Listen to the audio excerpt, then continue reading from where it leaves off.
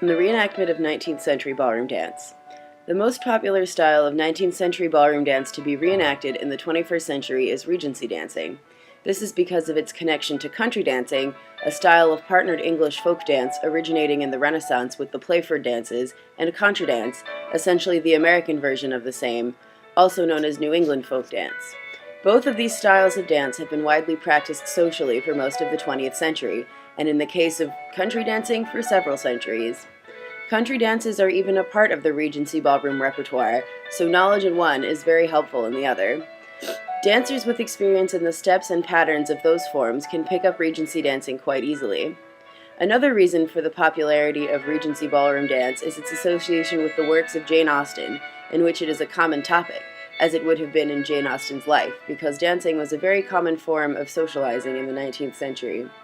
The works of Jane Austen have been translated to stage and screen many times, and care is not always taken to provide an accurate reconstruction of the dancing of the era, according to Susan de Guardiola, social dance historian and my Regency and Victorian dance teacher.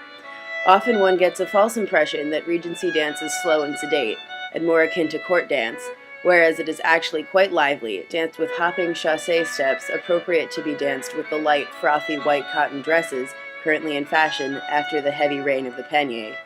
This is another reason that Regency dance is the most popularly reenacted today.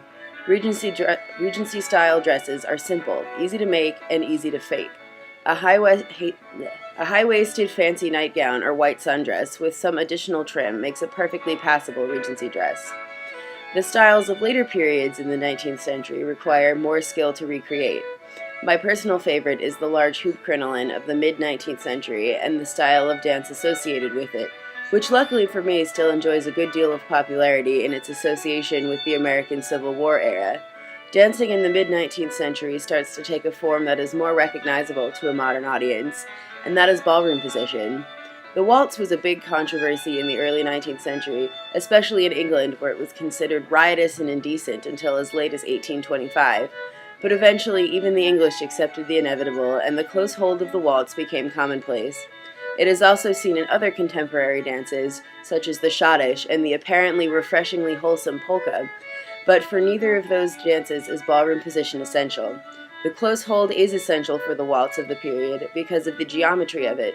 The aim of the waltz is to turn a full 180 degrees with each step, and a close hold with both partners knowing what they're doing is the only way to make that work, especially when the ladies have as large a circumference as they do in the 1860s.